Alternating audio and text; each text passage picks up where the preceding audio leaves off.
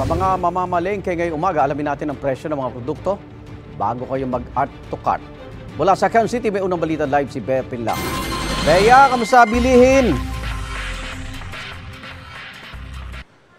Igang taas baba ang presyo ng karne, isda at gulay dito sa Mega Q-Mart sa Quezon City. Ang biro pa nga na ilang tinderang nakausap natin, ang kulit ng presyo ng mga bilihin. Kaya ang mga mamimili daw, patingi-tingi na lang kung bumili.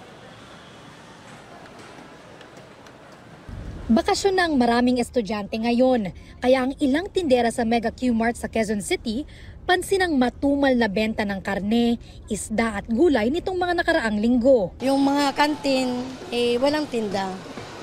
Kaya yung iba, siyempre, tingi-tingi muna. Dagdag pa sa mga daing nila, tag-init na kaya ang mga produkto nila apektado. Taas baba ang gulay ngayon. Kasi depende sa panahon eh. Katulad ng tag-init, yan, natutuyot yung mga gulay, bagyo, repolyo, nasisira yung mga pananim nila. So, konti lang ang maaangkat. Kung karamihan sa mga bilihin ngayon taas baba ang galaw ng presyo, ang baboy pataas ng pataas.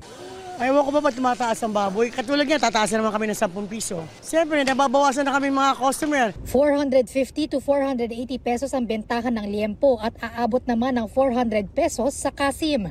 190 pesos naman mabibili ang whole chicken. Ang sibuyas umaabot ng 140 pesos kada kilo. 60 to 80 pesos naman ang kamatis. Kada kilo ng bawang aabot ng 160 pesos. 140 pesos sa carrots.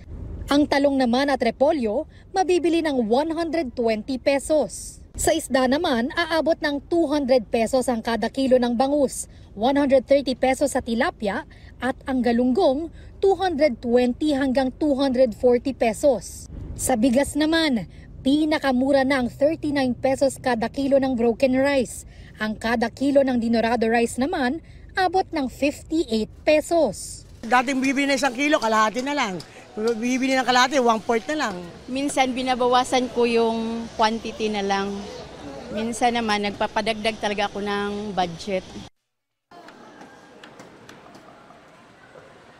Igan, hiling ng mga nagtitinda rito sa Mega Q-Mart pag-unawa mula sa mga mamimili, lalo na't ayon nga sa kanila, hindi nila hawak ang presyo ng mga bilihin. At yan ang unang balita mula rito sa Quezon City. Bea Pinlac para sa GMA Integrated News. Igan, mauna ka sa mga balita, mag-subscribe na sa GMA Integrated News sa YouTube para sa iba't ibang ulat sa ating bansa.